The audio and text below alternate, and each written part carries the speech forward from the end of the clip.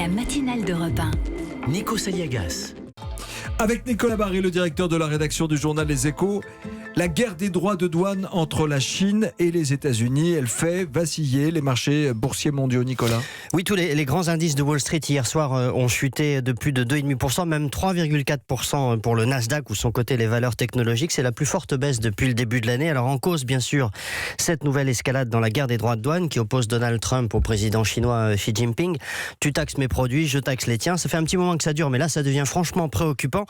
Hier, c'est la riposte de Pékin aux surtaxes imposées la semaine dernière par Washington qui a provoqué ce coup de semonce. La Chine a décidé d'augmenter les droits de douane sur 60 milliards d'exportations américaines et une liste de 2500 produits américains taxés désormais non plus à 10% mais à 25% a été publiée par Pékin. Alors ça fait plusieurs semaines que vous nous parlez de ce regain de tension entre la Chine et les États-Unis, mais il y a quoi dans cette liste ? Vous savez, c'est une liste un peu à la Prévert. Alors, on trouve des produits agricoles, par exemple des légumes surgelés, du miel, des engrais, de la vodka.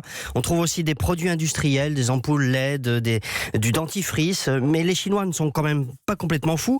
Les produits vraiment importants pour leur économie, par exemple des pièces détachées pour les voitures ou les avions, ça, ils ne les taxent pas pour l'instant. Il reste que les investisseurs ne s'attendaient pas du tout à ce que l'escalade aille si vite, ni même peut-être qu'il y ait escalade. Ils croyaient plutôt à un grand coup de bluff de Donald Trump face aux Chinois. Et d'où ce réveil brutal et la chute des marchés boursiers qui jusqu'ici étaient un peu insouciants. C'est ça le grand changement d'hier soir. Qu'est-ce que ça veut dire ? Que ça va continuer à baisser ?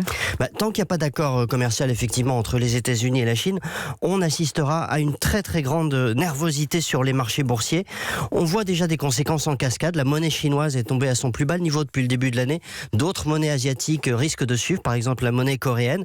C'est pas une bonne nouvelle pour nous parce que ça veut dire que les produits asiatiques et made in China par exemple seront encore moins chers et donc vont encore plus envahir le marché européen.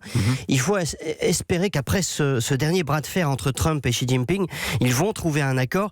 Ça n'est pas sans espoir parce qu'il ne faut pas oublier que Trump a une boussole dans la vie qui indique pour lui la mesure du succès, c'est Wall Street. L'argent. Et il déteste quand Wall Street broie du noir. Donc c'est pas du bluff ce qui se passe en ce moment entre la Chine et les pour l'instant, États-Unis. c'est pas du bluff, non.